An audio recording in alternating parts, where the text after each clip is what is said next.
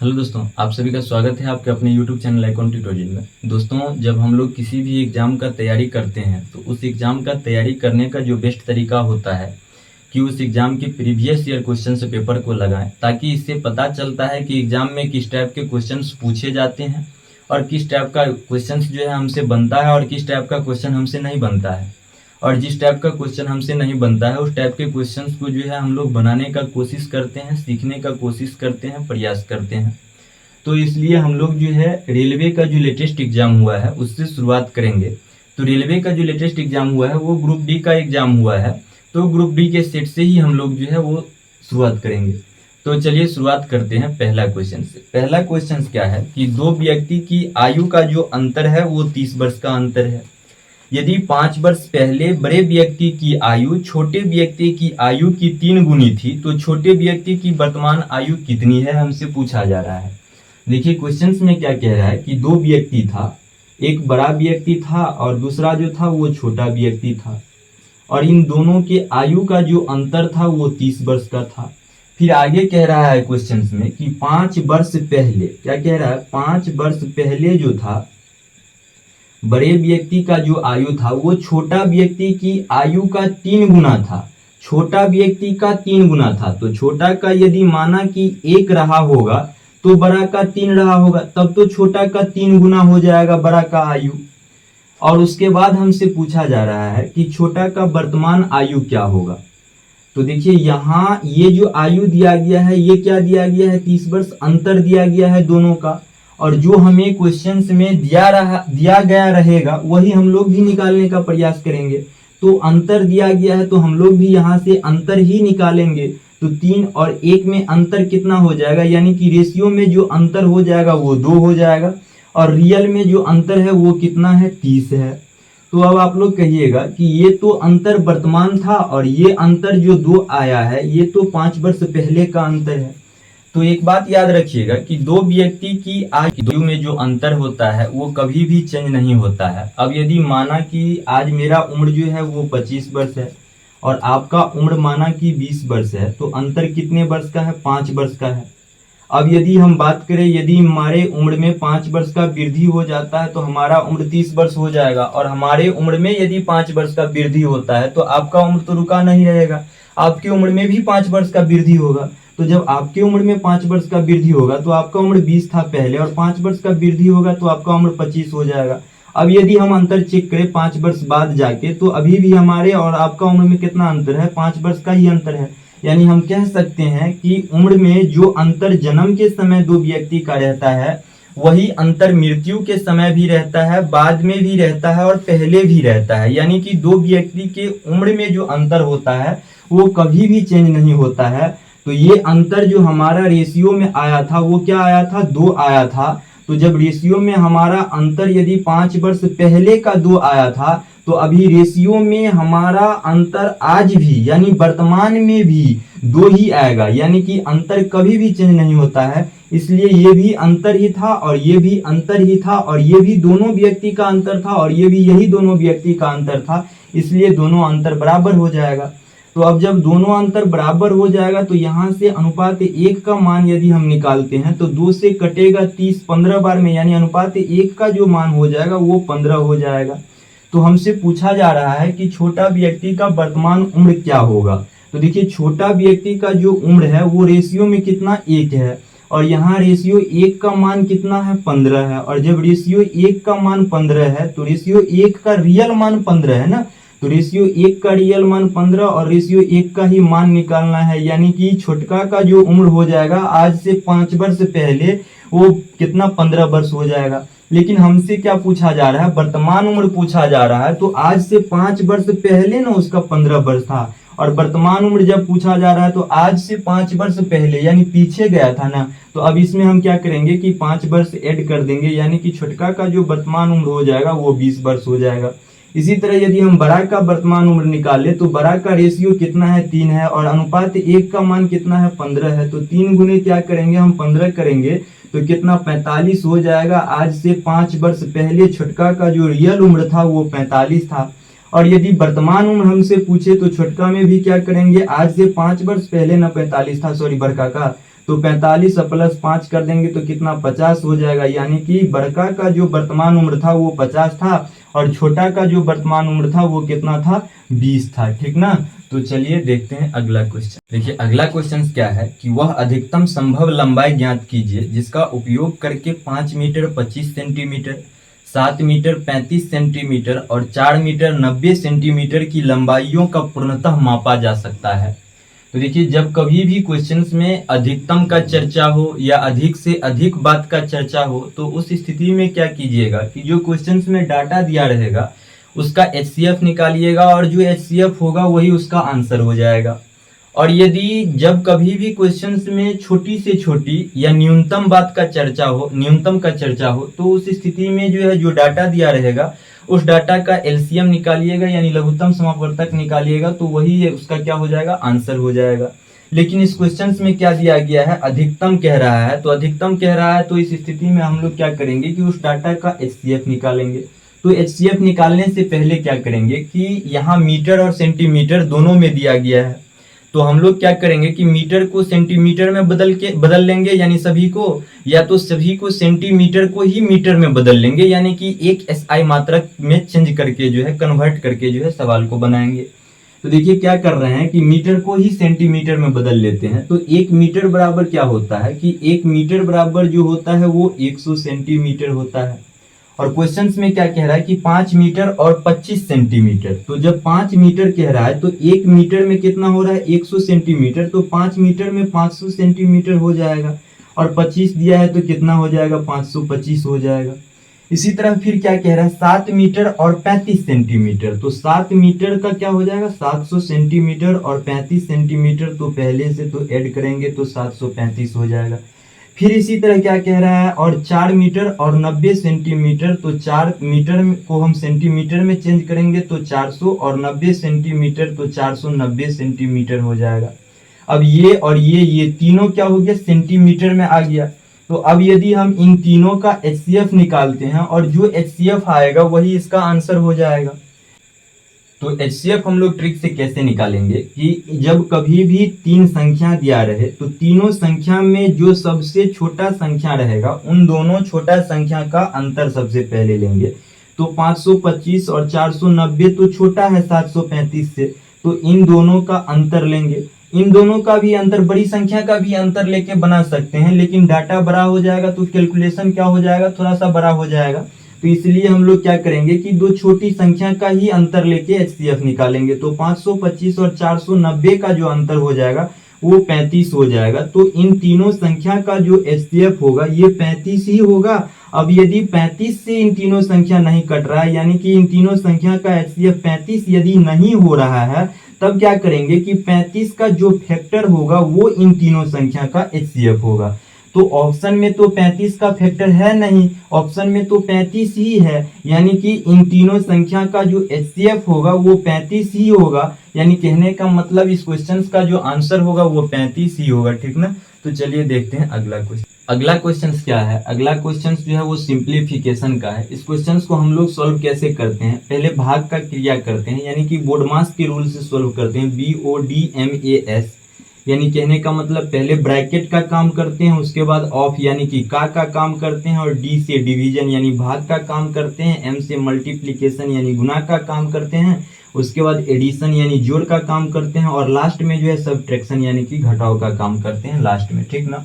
तो सबसे पहले क्या करेंगे हम लोग, यहाँ तो ब्रैकेट है नहीं यानी ऑफ भी नहीं है, तो सबसे पहले हम लोग इसमें क्या करेंगे डी यानी कि डिवीजन भाग का कार्य करेंगे।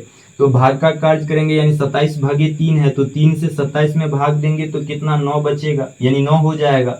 उसके बाद हम लोग क्या काम करेंगे कि मल्टीप्लिकेशन का काम करेंगे। तो मल्टीप्लिकेशन यानी गुना का काम करेंगे, तो 27 गुने 0 का क्या हो जाएगा, गुना करेंगे तो 0 ही हो जाएगा, यानी 9 में से 0 घटाएंगे कोई फर्क नहीं पड़ेगा। और उसके बाद प्लस 1 बचा तो हम लोग यानी ऐड कर देंगे। तो कहने का मतलब 9 और 1 कितना 10 हो जाएगा, यानी कि सॉल्व करने के बाद जो आंसर होगा वो क्या हो जाएगा 10 हो जाएगा, ठीक ना। तो चलिए देखते हैं अगला क्वेश्चन। देखिए अगला क्वेश्चन यानी 5वां क्वेश्चन क्या है कि यदि x plus y plus z का जो मान है वो 11 दिया गया है और x y plus y z plus z x का जो मान है वो कितना 42 दिया गया है, तो हमसे पूछा जा रहा है कि x square plus y square plus z square का मान क्या होगा। तो देखिए इस क्वेश्चन को बनाने के लिए क्या करना पड़ेगा कि एक फॉर्मूला को याद रखना पड़ेगा। तो फॉर्मूला क्या होता है कि a plus B plus C का जो होल स्क्वायर होता है वो होता है A square plus B square plus C square plus 2 into A B plus B C plus C A होता है, ठीक ना। तो अब देखिए इस फॉर्मूला पे कैसे इस सवाल को सॉल्व करेंगे। तो देखिए a प्लस बी प्लस सी यानी कि a के जगह x और b के जगह y और c के जगह z यानी x plus y plus z का जो मान दिया गया है वो 11 दिया गया है। तो इसके जगह हम लोग 11 को रखेंगे और 11 का स्क्वायर करेंगे तो कितना हो जाएगा 121 हो जाएगा। यानी कि इस मान के जगह 11 को रखें और स्क्वायर करने के बाद कितना 121 आया। उसके बाद इतना का तो मान हमसे पूछा ही जा रहा है, यानी कि x square plus y square plus z square का तो मान हमसे पूछा ही जा रहा है। अब प्लस का चिन्ह है फॉर्मूला में तो प्लस का चिन्ह, उसके बाद A B plus B C plus C A का जो मान है वो कितना 42 दिया गया है और फार्मूला का 2 है तो 42 गुना 2 करेंगे तो कितना 84 हो जाएगा। अब इस 84 को इधर प्लस में है और इधर लाएंगे तो माइनस में हो जाएगा, यानी 121 में से जो है वो 84 क्या हो जाएगा घटेगा और बराबर जो हो जाएगा वो क्या हो जाएगा x square plus y square plus z square हो जाएगा। यानी हमसे इतना ही पूछा जा रहा था और इतना कम मान निकल जाएगा। तो 121 में से 84 को घटाएंगे तो कितना हो जाएगा 84 और 6 90 और प्लस 10 कितना 16 हो जाएगा और 21 इधर है तो 10 और 21 31 और 31 और 6 37 हो जाएगा। यानी कि x square plus y square plus z square का जो मान हो जाएगा वो कितना 37 हो जाएगा, ठीक ना। तो चलिए देखते हैं अगला क्वेश्चन। अगला क्वेश्चन यानी छठा क्वेश्चन क्या है कि P और Q जो है अकेले एक कार्य को क्रमशः 9 दिन और 12 दिन में पूरा कर सकते हैं। यदि वे Q से शुरू करके एक एक दिन छोड़कर कार्य करते हैं तो कार्य कितने दिन में पूरा हो जाएगा। देखिए क्या कह रहा है कि P और Q दो व्यक्ति है और दोनों क्या कर रहा है कि P नाम का जो व्यक्ति है वो अगर किसी कार्य को करना चाहेगा तो वो 9 दिन में ही समाप्त कर देगा। अब फिर आगे कह रहा है Q यदि उसी काम को करना चाहेगा तो वो क्या करेगा कि 12 दिन में ही उस काम को समाप्त कर देगा। तो वो दोनों क्या कर रहा है कि एक दिन P काम कर रहा है तो एक दिन फिर Q काम कर रहा है, फिर दूसरे दिन P काम कर रहा है तो फिर तीसरे दिन Q काम कर रहा है, यानी कि एक दिन छोड़ छोड़ के कार्य कर रहा है। तो कार्य कितने दिन में पूरा हो जाएगा हमसे पूछा जा रहा है। तो देखिए क्या करेंगे कि सबसे पहले 9 और 12 का एलसीएम निकालेंगे और 9 और 12 का जो एलसीएम होगा वही टोटल कार्य हो जाएगा। तो 12 और 9 का एलसीएम कितना 36 हो जाएगा और 36 इसलिए होगा कि जो संख्या 12 और 9 से कटेगा वो इसका एलसीएम हो जाएगा। तो 12 से 36 कटेगा और 9 से भी 36 कटेगा यानी 36 इसका एलसीएम हो जाएगा। तो अब ये तो टोटल कार्य हो गया यानी कि टोटल वर्क 36 हो गया। तो अब देखिए इस 36 वर्क को यदि P अकेला करना चाहेगा तो वो 9 दिन में काम कर देगा, यदि Q इस 36 वर्क को करना चाहेगा तो 12 दिन में कर देगा। तो इसी तरह जब P इस 36 वर्क को 9 दिन में कार्य कर देगा तो 36 में यदि हम 9 से भाग देंगे तो P का एक दिन का क्षमता हमें पता चलेगा, यानी कि P एक दिन में कितना कार्य कर सकता है हमें पता चलेगा। तो 9 से जब 36 में भाग करते हैं तो कितना आता है 4 आता है, यानी P एक दिन में 4 काम कर सकता है, यानी कि P का जो क्षमता है वो कितना है 4 है। इसी तरह अब हम 12 से 36 में भाग दें तो 12 से जब 36 में भाग देंगे तो 12 या 36 यानी कितना बार में करता है 3 बार में करता है। कहने का मतलब Q का जो क्षमता है वो कितना हो जाएगा 3 हो जाएगा। तो फिर आगे हमें क्वेश्चंस में क्या कह रहा है कि P और Q जो है दोनों छोड़ छोड़ कर काम कर रहा है। कहने का मतलब P अगर आज काम किया 4 काम तो फिर अगले दिन P ना करके Q अगले दिन करेगा और Q जो काम करेगा वो कितना काम करेगा 5 काम करेगा, 3 काम करेगा। तो 2 दिन में दोनों मिलके कितना काम कर देता है 2 दिन में 7 काम करता है, यानी पहला दिन P काम किया और दूसरा दिन Q काम किया तो 2 दिन में कितना 7 काम किया, 2 दिन में 7 काम किया। तो सबसे पहले हम लोग क्या करेंगे कि इस 7 में कौन ऐसी संख्या से गुना करे कि इस 36 के आसपास पहुंच जाए। तो 7 में 5 से गुना करेंगे यानी कि 7 पंचे 35 हो जाएगा और जब 7 में 5 से यानी कि वर्ग में 5 से गुना किए तो समय भी तो 5 गुना बढ़ेगा ना। कार्य जब 5 गुना हो गया खत्म तो समय भी 5 गुना बढ़ेगा, यानी कि 2 था तो 2 में भी 5 से यदि गुना करे तो कितना 10 हो जाएगा, यानी कि 10 दिन में 35 काम कर रहा है। तो अब शेष काम कितना बच रहा है 1 काम बच रहा है। तो जब शेष काम 1 बच रहा है तो अब शेष काम कौन करेगा, जो शुरुआत किया था वही करेगा लास्ट में भी।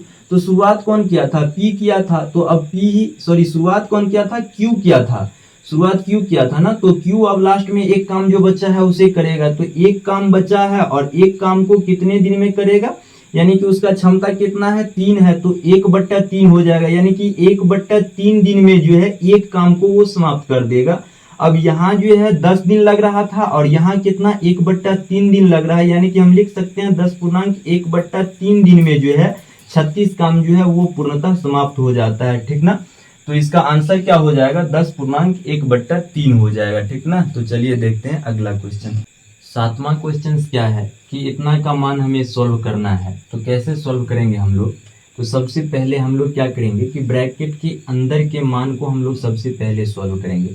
तो जब ब्रैकेट के अंदर हम लोग यदि सॉल्व करना शुरू करते हैं तो यहाँ सबसे पहले क्या करेंगे कि रूट को खत्म करेंगे, क्योंकि रूट अंडर 0.0144 है। तो जब रूट को खत्म करेंगे तो 0.144 का जब हम वर्गमूल निकालेंगे तो 0.12 हो जाएगा। और 0.12 ही हम लोग इसलिए लिखेंगे क्योंकि यहाँ रूट के अंदर जो है वो दशमलव के बाद 4 संख्या है। तो जब हम रूट के बाहर निकालेंगे इस संख्या को तो दशमलव के बाद 2 संख्या होना चाहिए। तो दशमलव के बाद तो 1 2 यानी 2 संख्या ही है। उसके बाद प्लस का प्लस, और यहाँ जो क्या है 0.4 भागे 0.5 है। तो जब 0.4 में हम 0.5 से भाग करेंगे तो क्या हो जाएगा कि पहले तो इधर दशमलव और इधर दशमलव, दोनों साइड दशमलव था और दशमलव के बाद एक ही संख्या दोनों साइड था, तो हट जाएगा दशमलव यानी कट जाएगा। अब 4/5 बचा और 4/5 में यानी 4 में हम लोग यदि 5 से भाग करते हैं तो क्या हो जाएगा 0.8 हो जाएगा। यानी कहने का मतलब इतना का मान सोल्व किए तो कितना हो गया 0.8 हो गया। अब हम यदि 0.12 को जो है 0.8 के साथ ऐड करते हैं तो कितना हो जाएगा 2 और 8 1 9 कितना 9, 8 और 1 9 हो जाएगा, यानी 0.92 हो जाएगा। यानी इतना का मान सोल्व करने के बाद कितना हो गया 0.92 हो गया। अब यहाँ क्या करेंगे कि यहाँ भी रूट लगा हुआ है, तो इस रूट को यदि खत्म करते हैं तो 0.81 का वर्गमूल कितना 0.9 हो जाएगा। अब यहाँ देखिए फिर से यदि हम फ्रेश करके लिख लें तो 0.6 और प्लस 0. इसे सॉल्व करने के बाद कितना आया है 9 आया है। और इतना का मान हम यदि सॉल्व किए हैं तो कितना आ गया है, माइनस का चिन्ह पहले से क्वेश्चन में लगा हुआ था तो 0.92 हो जाएगा।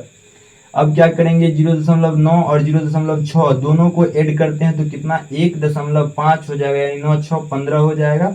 और दशमलव के एक अंक बाद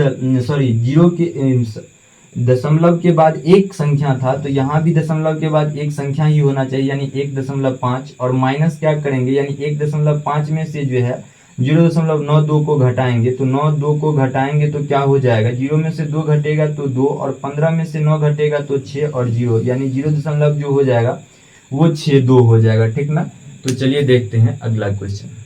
देखिए अगला क्वेश्चन क्या है, 8वां क्वेश्चन। यदि समीकरण ax² + x + b = 0 के मूल बराबर है तो निम्नलिखित में से कौन सा सत्य है। तो देखिए द्विघात समीकरण के मूलों की प्राकृतिक कैसा है, इसे पहचानने के लिए जो है 3 शर्तें होते हैं। अब सबसे पहले जानते हैं कि द्विघात समीकरण में मूल क्या होता है। तो देखिए जब द्विघात समीकरण को हम सॉल्व करते हैं और x का जो मान आता है उसे क्या हम लोग कहते हैं, मूल कहते हैं। अब द्विघात समीकरण होता कैसा है, तो देखिए ax² + bx + c के फॉर्म में जो भी समीकरण होगा उसे हम लोग द्विघात समीकरण कहेंगे। अब इसे जब हम लोग सॉल्व करते हैं यानी x का जो मान आता है उसे जो है हम लोग क्या कहते हैं, मूल कहते हैं। अब इस मूल का प्राकृतिक कैसा होगा हमसे क्वेश्चन में पूछा जा रहा है, तो मूल का जो प्राकृतिक होगा वो d पर निर्भर करता है, यानी कि d पर निर्भर करता है। और d को जो है हम लोग विवेचक कहते हैं, डिस्क्रिमिनांट कहते हैं। और d का जो मान होता है, जो फॉर्मूला होता है वो b² - 4ac होता है। और मूल का तो प्राकृतिक d पर निर्भर करता है, लेकिन इस प्राकृतिक को यानी कि मूल के प्राकृतिक को पहचानने के लिए जो है प्राकृतिक कैसा है, इसके लिए 3 कंडीशन होता है। पहला कंडीशन क्या होता है कि d बराबर यदि समीकरण में 0 आ जाए, d बराबर 0 आ जाए यानी d का मान 0 आ जाए, तब जाके जो है मूल उसका जो हो जाएगा वो क्या हो जाएगा, बराबर हो जाएगा जो हमारे क्वेश्चंस में पूछा जा रहा है कि मूल का मान बराबर है, तो d बराबर 0 होना चाहिए। और साथ में क्या हो जाएगा कि वो वास्तविक हो जाएगा समीकरण। यानी कि सॉरी x का मान वास्तविक हो जाएगा। अब बराबर यहाँ क्या है कि द्विघात समीकरण को जब हम सॉल्व करते हैं तो x का क्या गो मान आता है, 2 गो मान आता है, और दोनों मान यदि बराबर सेम हो जाए, यानी x का माना कि यदि एक 5 आ रहा है तो x का दूसरा मान भी यदि 5 ही आ रहा है, यानी कि दोनों मान जो है वो बराबर हो जाएगा। कब? जब d का मान जो है वो 0 होगा तब। अब दूसरा कंडीशन क्या होता है कि d ग्रेटर देन 0 होता है, यानी कि d का जो मान होता है वो क्या होता है, 0 से बड़ा होता है। तब इस स्थिति में जो है x का दोनों मान जो हो जाएगा वो असमान हो जाएगा और साथ में फिर क्या होगा, वास्तविक ही होगा। अब तीसरा कंडीशन क्या है कि d लेस देन 0 होगा, और जब d लेस देन 0 होगा यानी कि d का मान 0 से छोटा होगा, यानी माइनस में चला जाएगा, तब उस स्थिति में जो मूल का जो प्राकृतिक हो जाएगा वो काल्पनिक हो जाएगा। ठीक ना? तो ये 3 कंडीशन याद रखना पड़ेगा, क्योंकि अभी तो माना कि d बराबर 0 यानी कि मूल का मान बराबर ही पूछा है वाला कंडीशन ही पूछा है। कभी हो सकता है कि मूल का असमान वाला कंडीशन पूछ दे या मूल का काल्पनिक वाला ही कंडीशन पूछ दे, तो इसलिए ये तीनों कंडीशन याद रखना पड़ेगा। अब इस तीनों कंडीशन पे हम लोग सवाल को कैसे बनाएंगे, तो देखिए यहाँ क्या कह रहा है, समीकरण क्या दिया गया है कि ax square plus x plus जो है x प्लस b बराबर 0 दिया गया है, और हमसे कहा जा रहा है कि मूल का मान बराबर है। अब मूल का मान बराबर है तो d बराबर 0 वाला कंडीशन होना चाहिए, यानी d के जगह हम लोग क्या लेंगे, 0 को लेंगे, और d का फॉर्मूला क्या होता है, बी स्क्वायर माइनस 4ac होता है, यानी हम लोग बी स्क्वायर माइनस 4ac बराबर 0 लिख सकते हैं, क्योंकि हम लोग बी स्क्वायर माइनस 4ac बराबर d लिखते हैं। लेकिन क्वेश्चंस में कह रहा है मूल बराबर है, और मूल बराबर होगा तो इस कंडीशन को वो जो है फॉलो करेगा, तब जाके मूल बराबर होगा। तो इसलिए हम लोग d के जगह क्या रखेंगे, 0 को रखेंगे। ठीक ना? तो अब इस d को मिटा देते हैं। अब बी स्क्वायर माइनस 4ac बराबर 0 होना चाहिए। अब देखिए यहाँ से b और a और c का मान कहाँ से लाएंगे, तो x का जो कोफिशिएंट होगा वो a कहला रहा है, और सॉरी x स्क्वायर का जो कोफिशिएंट होता है वो a कहलाता है, और x का जो कोफिशिएंट है वो b कहलाता है, और c तो c ही कहलाता है। तो यहाँ x स्क्वायर का कोफिशिएंट क्या है, a है, तो a बराबर a हो जाएगा। इसी तरह x का यहाँ कोफिशिएंट क्या है, कुछ नहीं है, यानी कि x का कोफिशिएंट 1 हो जाएगा। तो कहने का मतलब b का मान यहाँ क्या हो जाएगा, 1 हो जाएगा। अब जो यहाँ c का मान होगा वो क्या होगा, पूरा हो जाएगा, यानी c का मान b हो जाएगा। तो अब हम लोग क्या करेंगे कि b के जगह क्या रखेंगे कि 1 को रखेंगे, तो b स्क्वायर के जगह यदि हम लोग 1 को रखते हैं तो क्या हो जाता है, 1 स्क्वायर हो जाता है। सॉरी, b के जगह जो हम लोग 1 को रखते हैं तो 1 का स्क्वायर करेंगे तो 1 ही होगा, यानी कि 1 लिखेंगे। अब फॉर्मूला वाला माइनस तो माइनस, उसके बाद 4 तो 4, उसके बाद क्या है, a है, तो a के जगह भी a ही आता है, यानी a के जगह a को ही रखेंगे, और c के जगह क्या आ रहा है, b आ रहा है, तो गुना b रखेंगे, यानी बराबर 0 कर देंगे। उसके बाद क्या हो जाएगा, 1 में से घटेगा कितना, 4ab घटेगा, यानी कि 1 माइनस 4ab बराबर जो होगा वो 0 हो जाएगा। अब ये माइनस इधर लगा है और उधर जाएगा तो प्लस हो जाएगा, यानी 1 बराबर जो हो जाएगा वो क्या, 4ab हो जाएगा। और यहाँ से हम यदि ab का मान निकालेंगे तो क्या होगा, 4 इधर गुना में है तो इधर आएगा तो भाग में हो जाएगा, यानी ab का जो मान हो जाएगा वो कितना हो जाएगा, 1/4 हो जाएगा। ठीक ना? तो यहाँ ऑप्शन यदि अब हम लोग देखें तो सी नंबर ऑप्शन जो है वो ab बराबर 1/4 है। ठीक ना? तो यानी ऑप्शन जो हमारा हो जाएगा, आंसर जो हो जाएगा वो सी हो जाएगा। ठीक ना? तो चलिए देखते हैं अगला क्वेश्चन। अगला क्वेश्चन यानी 9वां क्वेश्चन क्या है कि निम्नलिखित में से कौन सा विकल्प उस निकटतम लगभग मान को दर्शाता है जो निम्नलिखित समीकरण में प्रश्न चिन्ह के स्थान पर आएगा। तो देखिए, जब कभी भी आपको सोल्व करने के लिए कहे कि निकटतम मान क्या होगा, तो सबसे पहले देखिए निकटतम मान क्या होता है। देखिए, जब कभी भी आपको दशमलव के बाद यदि 5 जीरो यानी 5 से जो है 5 से दशमलव के बाद यदि कोई बड़ी संख्या है तो उसे हम लोग जो है 1 मान लेंगे, यदि क्वेश्चंस में निकटतम का चर्चा रहेगा तो। अब यदि 5 जीरो से यानी 5 से यदि कोई भी संख्या यदि छोटा है ना, तब उस स्थिति में जो है हम लोग क्या करेंगे कि उसे 1 नहीं मानेंगे, उसे 1 से छोटा संख्या मानेंगे। ठीक ना? और 5 से यदि बड़ा हो जाएगा तो लगभग में क्या करेंगे, 1 मान लेंगे। तो उसी तरह यहाँ क्या है, 1 और 9 है, यानी कि 5 जीरो से क्या है, छोटा है, और जब छोटा है तो इसे कुछ भी नहीं लेंगे, यानी कि 25.19 के जगह 25 ही लेंगे।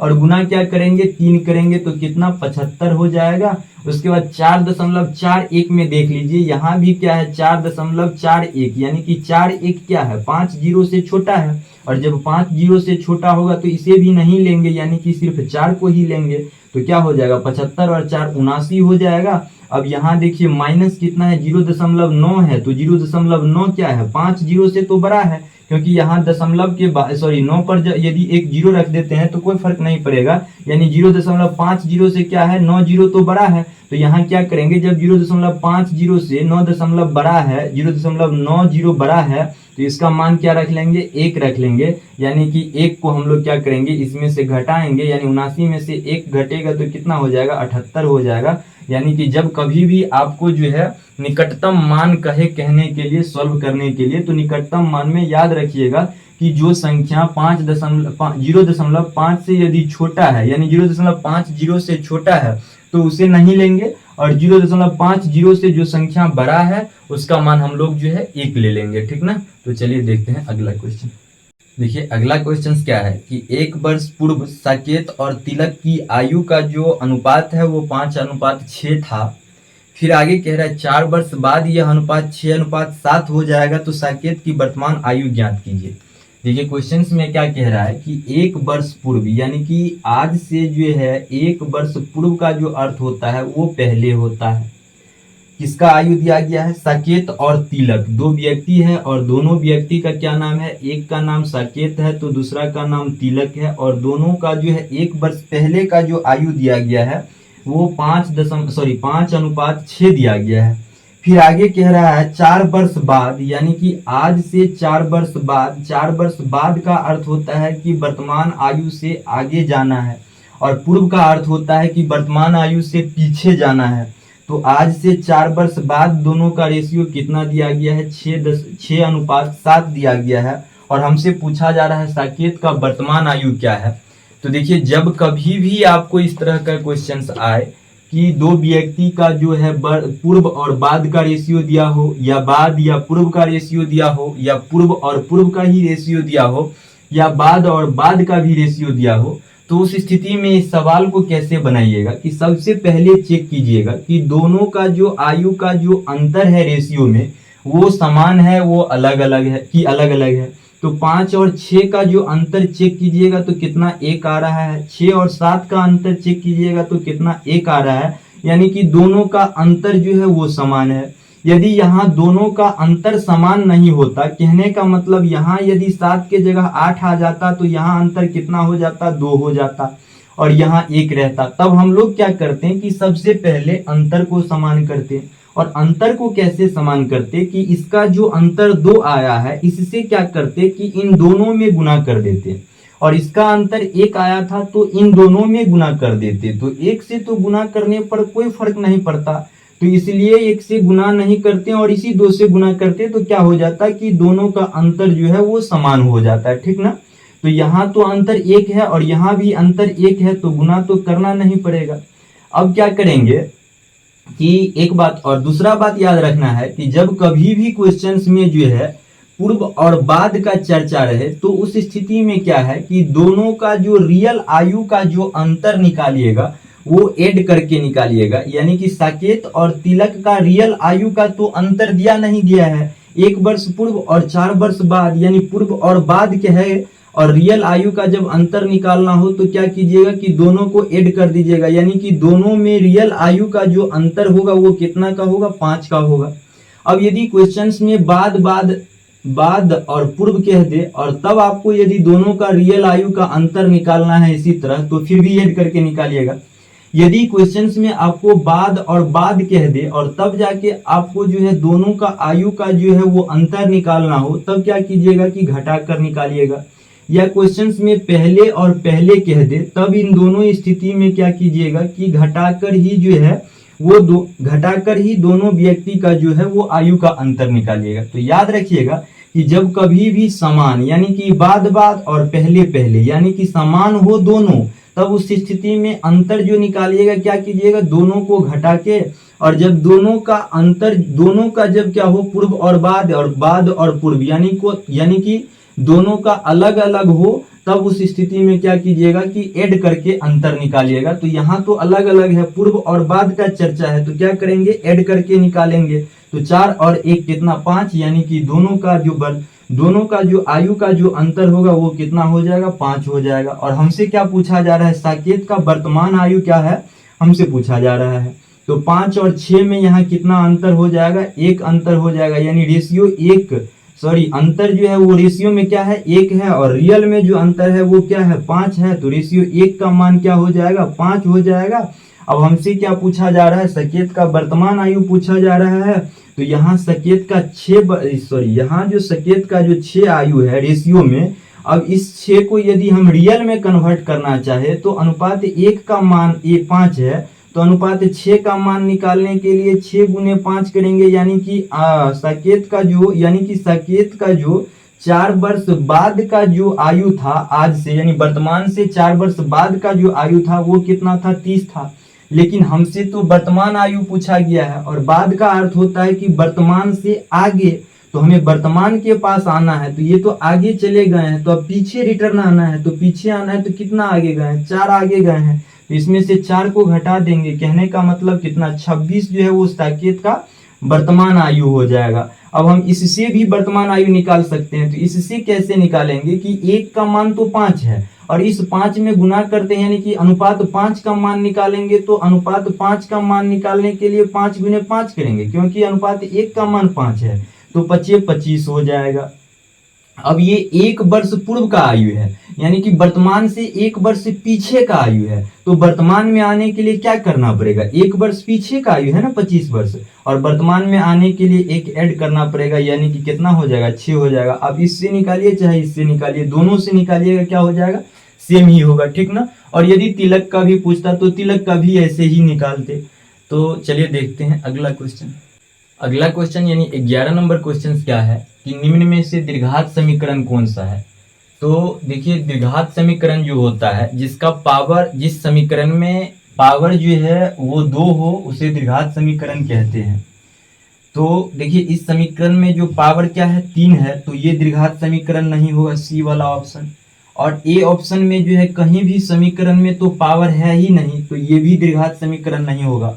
इसी तरह अब हम डी का बात करें तो डी का पावर क्या है 1/2 है, तो ये भी द्विघात समीकरण नहीं होगा।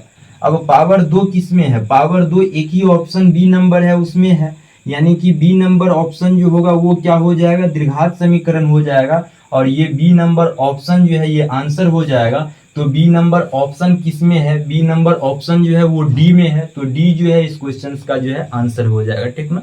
तो चलिए देखते हैं अगला क्वेश्चन। अगला क्वेश्चन क्या है कि यदि किसी घन के एक फलक का जो परिमाप है वो 24 सेंटीमीटर है तो उसका आयतन ज्ञात कीजिए।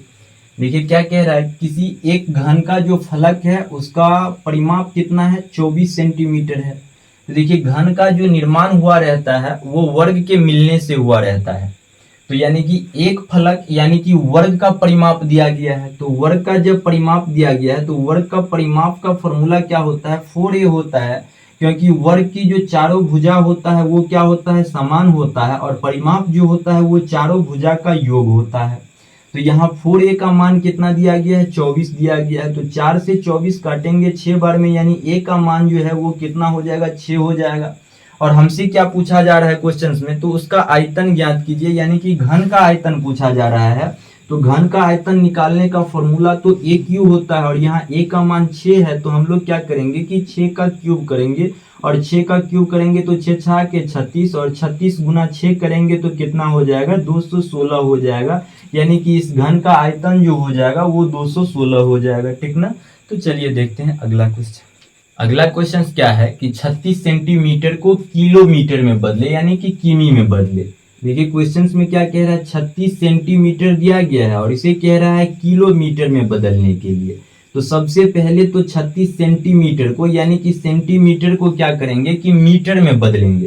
तो 1 मीटर बराबर क्या होता है 100 सेंटीमीटर होता है, और मीटर में बदलने के बाद उसे किलोमीटर में बदलेंगे तो 1 किलोमीटर बराबर जो होता है वो क्या होता है 1000 मीटर होता है।